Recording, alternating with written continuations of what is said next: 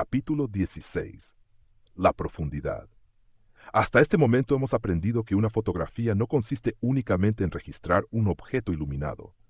Hemos comprendido que la luz modela la realidad, que el encuadre selecciona aquello que merece formar parte de la imagen, que el peso visual organiza nuestra atención y que las líneas de fuerza conducen el recorrido de la mirada. Ahora incorporaremos un nuevo elemento, uno de los más poderosos de toda la composición fotográfica: la profundidad. Cuando una persona observa el mundo real, experimenta una sensación natural de espacio. Percibe distancias, reconoce qué objetos están cerca y cuáles se encuentran lejos. Distingue inmediatamente aquello que pertenece al primer plano, aquello que ocupa la distancia media y aquello que forma parte del horizonte. Sin embargo, cuando ese mismo mundo es registrado por una fotografía, ocurre algo extraordinario. Toda esa realidad tridimensional queda reducida a una superficie completamente plana. Una hoja de papel, una pantalla, un rectángulo sin profundidad física. Y aún así, cuando una fotografía está bien construida, el observador siente que puede entrar en ella. Siente que existe espacio. Siente que podría caminar dentro del paisaje. Siente que algunos objetos están muy próximos mientras otros parecen perderse en la distancia. ¿Cómo es posible que una superficie completamente plana produzca esa ilusión? La respuesta se encuentra en el lenguaje visual. La profundidad no existe físicamente dentro de una fotografía. Existe únicamente como una construcción perceptiva. Es una ilusión creada mediante recursos compositivos que nuestro cerebro interpreta como espacio.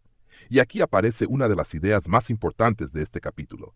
El fotógrafo no registra la profundidad, la construye. Comprender esto cambia completamente la manera de fotografiar. El principiante suele pensar que basta con fotografiar un paisaje amplio para obtener sensación de profundidad, pero muy pronto descubre que muchas de esas imágenes parecen planas, carentes de volumen, sin distancia.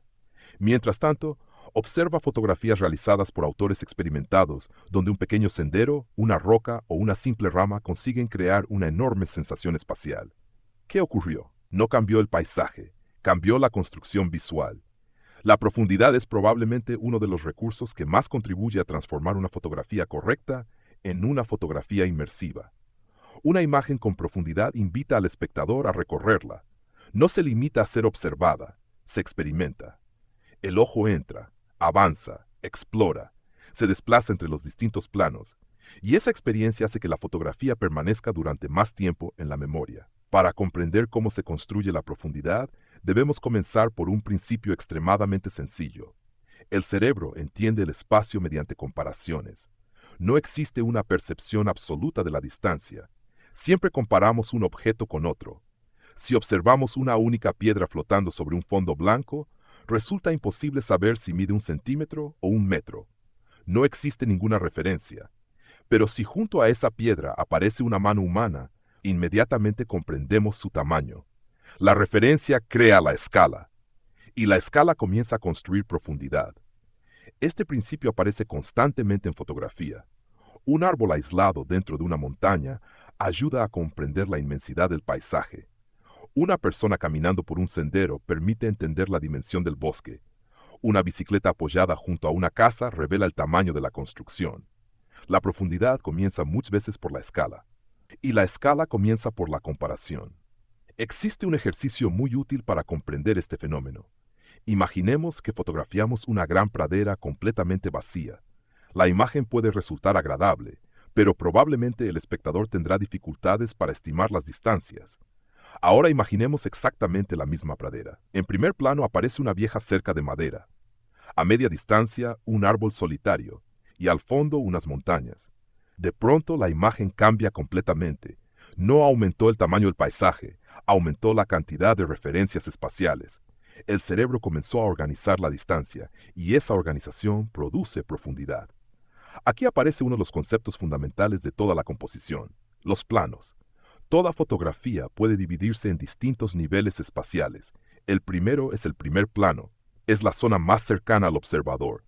Después encontramos el plano medio. Y finalmente, el fondo. En ocasiones aparecen incluso más niveles. Pero estos tres constituyen la estructura básica. Una fotografía donde solamente existe fondo suele sentirse plana.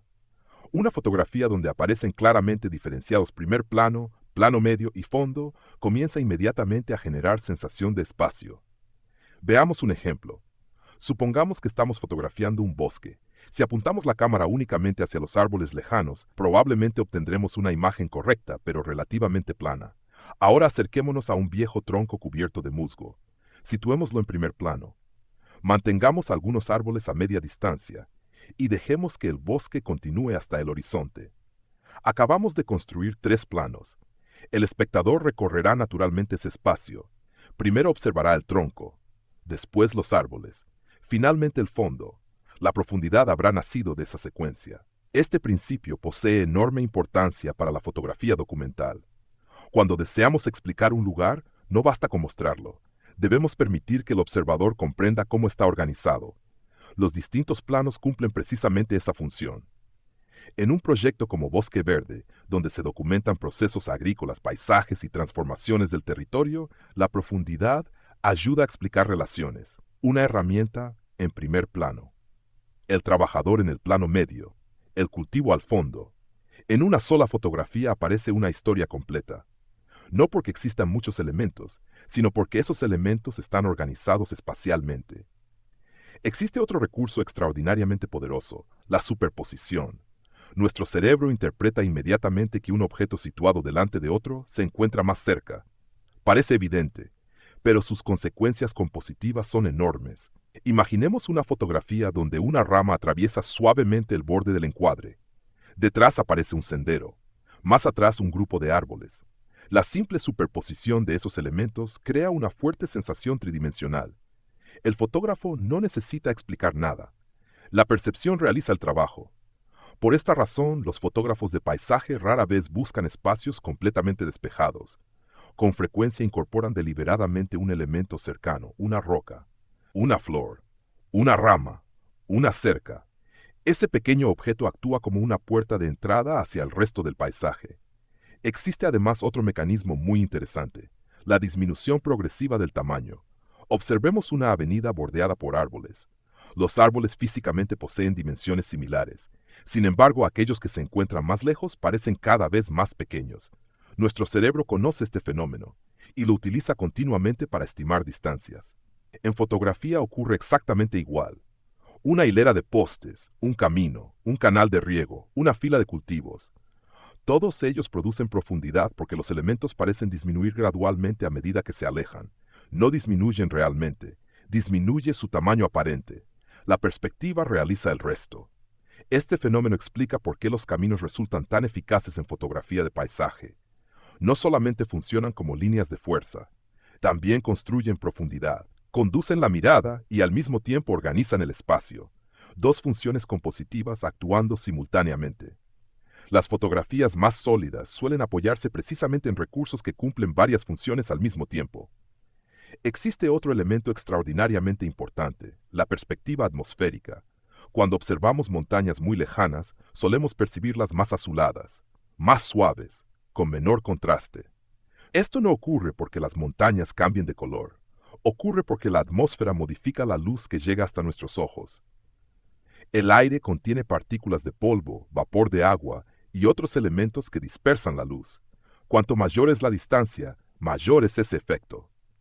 Los pintores del Renacimiento descubrieron este fenómeno hace siglos. Leonardo da Vinci escribió extensamente sobre él.